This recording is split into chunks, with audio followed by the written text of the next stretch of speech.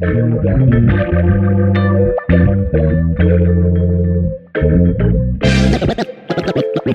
begin. Hi, folks. Well, this week we are going to be continuing to look at that passage from the book of Hebrews that we were reading last week. Remember, last week we were looking at that story of Abraham.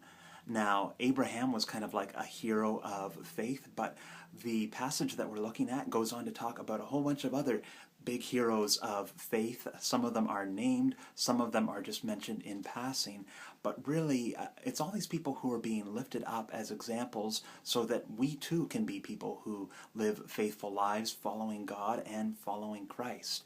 Now, there are a few key points that I think are important in terms of this passage.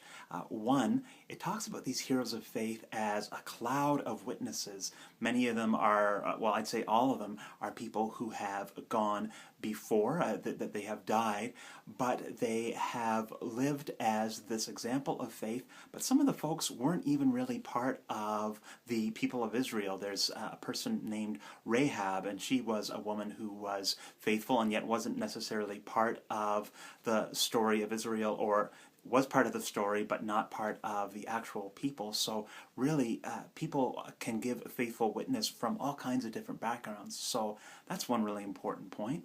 Second pretty important point is that a lot of these people went through really hard times. Sometimes they even went through sufferings. Things were tough for them. And I think that even though we want to be able to lift up a lot of the positive aspects of being a people of faith and how we can benefit from our life of faith, we need to be able to understand as well that there are going to be tough times where being a follower of Jesus and a follower of God will mean that sometimes we'll have to make sacrifices. Sometimes things won't be so easy.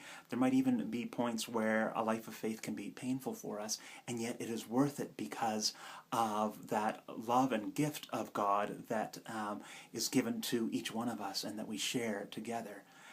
One third point that I think is important, it didn't really talk too much about it in the curriculum that we are using this week, but I think it is important, is that really Jesus is mentioned and described as the pioneer and perfecter of faith, and really is the prime example from this cloud of witnesses. And it almost talks about Jesus as being the lead runner in a race, that we are following and running along behind Jesus.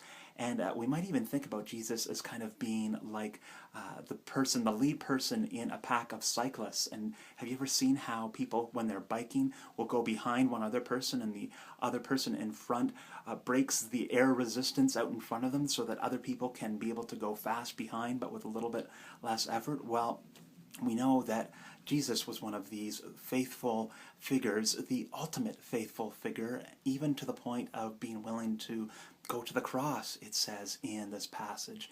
And we are the followers that fall in behind Jesus and are also trying to live that life of faith, but in a way Jesus has broken the ground ahead of us. Jesus is the person who goes before us and now is seated at the right hand of God. Probably there isn't an actual throne up in heaven that God is seated at and Jesus has a little stool beside, but it's the kind of imagery that would have been used at that time for people who held a lot of power in that society.